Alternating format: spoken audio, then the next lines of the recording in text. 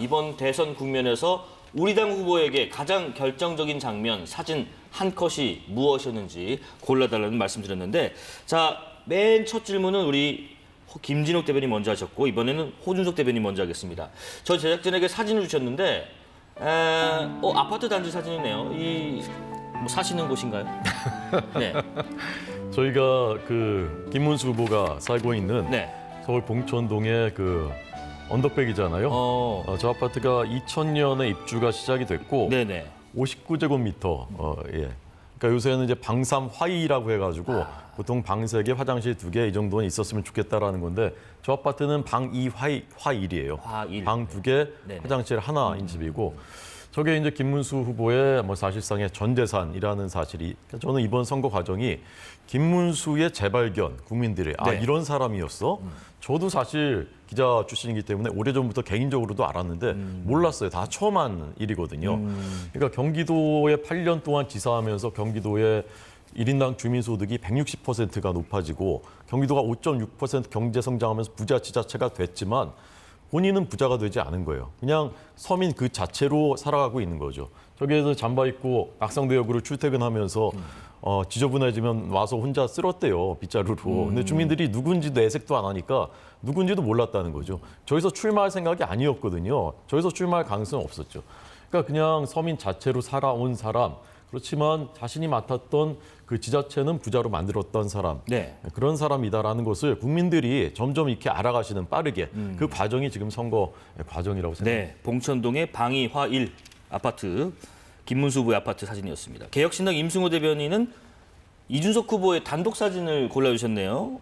뭐 완조 선언 때였나요? 이 사진 고른 이유 궁금합니다. 아마 저 사진이 이제 광화문 광장에서 이순신 동상 앞에서 이제 기자회견을 했는데 시기가 1차 토론회 직후였습니다. 사실 이준석 후보에 대해서 아직까지도 단일화 의심 내지는 겁박 같은 것이 이루어지고 있는데 아마 토론회를 기점으로 유권자들이 많은 판단을 하셨을 것 같습니다. 토론회를 보시면서 이준석 후보는 결국에는 완주 의지가 굉장히 강하고 네. 또 김문수 후보에 비해서 이재명 후보를 강력하게 막을 대안이구나에 대해서 유권자들이 판단하는 과정이었다라고 생각을 합니다. 김문수 후보와 국민의힘은 지속적으로 이재명 후보를 막아야 된다라는 것을 명분으로 내세우면서 단일화 겁박에 가까운 수준의 어떤 언행을 하고 있는데 사실 그 명분으로 봤을 때는 계엄과 탄핵 문제에 있어서 12월 3일 날 이미 그 입장을 정리한 이준석 후보가 있고 여전히 대선과 지선 국면에서 실제로 이재명 후보를 막아본 경험이 있는 이준석 후보가 있었습니다. 그래서 그 1차 토론회에서도 이준석 후보가 이재명 후보의 어떤 당황스러운 면모들을 여러 장면 끌어내면서 예. 여러 가지 이재명 후보를 막을 수 있는 대안이라는 것을 유권자들에게 확인시켜줬다. 그리고 직후에 이순신 장군 앞에서 장군 동상 앞에서 기자회견을 하면서 명량해전의 명량 정신을 언급했습니다. 개혁신당이 3석 정도의 작은 원내 정당이지만 한 명 한 명이 정말 기계를 다지고 함으로써 이재명 후보를 막아내겠다. 그리고 김문수 후보와는 단일화를 하지 않겠다라는 선언을 했어서 이 기점이 아마 이준석 후보의 어떤 이재명 후보를 추격하는 그 지지율의 상승 국면에 도움이 되지 않았을까 생각했습니다. 자, 이렇게 사진 한 장에도 깊은 의미들이 담겨 있습니다. 권영국 후보의 결정적 장면 보겠습니다. 권 후보께서 직접 고공농성장에 올라가신 것 같은데 어느 분을 만난 어떤 사진인가요? 네, 이게 약 열흘 전에 이제 선거운동을 하러 경북 구미에 가신 건데요. 저기가 어디냐면 경북 구미의 불탄 공장의 옥상입니다. 네네. 옵티컬 하이테크라고 하는 회사 이름을 들어보신 분들이 많이 계실 텐데요.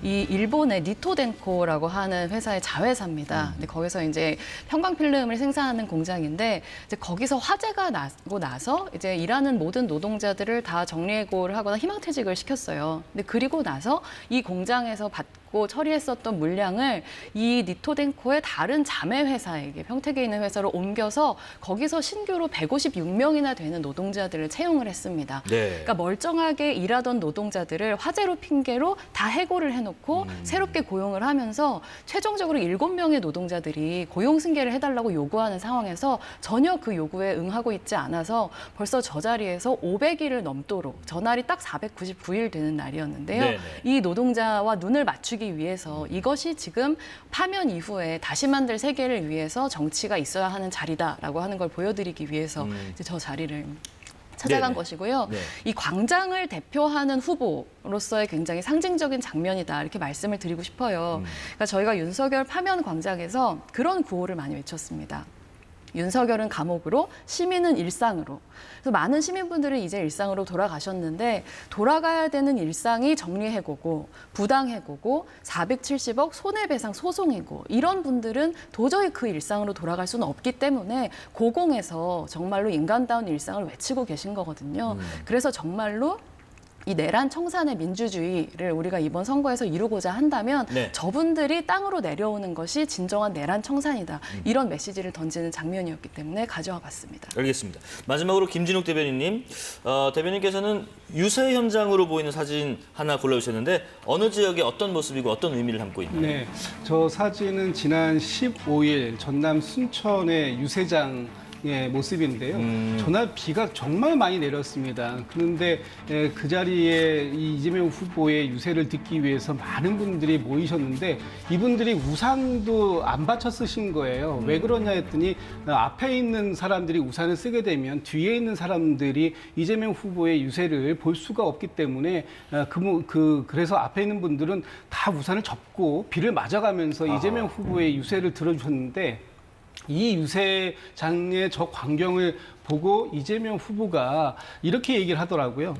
지금 이 자리에 와 계시는 많은 분들이 저 이재명 개인에 대해서 애정을 갖고 계신 분들도 계셨겠지만 그것보다는 더 나은 세상을 만들어 달라는 간절함, 절실함 그런 것들이 지금 여러분들을 이 자리에 모시게 했고 저의 말씀에 이렇게 경청해 주시니 제가 이 광경을 결코 잊지 않겠습니다라고 말씀을 하십니다. 네. 그러면서 한마디 더 붙이는 것이 국민 얼굴에 근심, 걱정을 없도록 희망 세상을 만들겠다 이렇게 말씀하시는데 저는 제가 이 사진을 고른 이유 중에 하나는 이재명 후보의 이 정치 특히 앞으로 국정 운영을 맡게 된다면 이 한 장면이 초심이 될 것이다. 그래서 앞으로 5년의 국정 운영 동안 이 본인을 믿고 그 절실함과 간절함을 희망으로 만들어 달라고 소망했던 국민들의 저 모습에 큰 절을 올렸던 전날의 저 기억을 앞으로 5년 동안 가지고 가시지 않을까 또 그래 주시길 바란다라는 예. 제 개인적인 소망도 담아서 오늘 한 장의 사진으로 골라왔습니다. 예, 큰 절을 하고 있는 초심 그 모습 골라주셨습니다.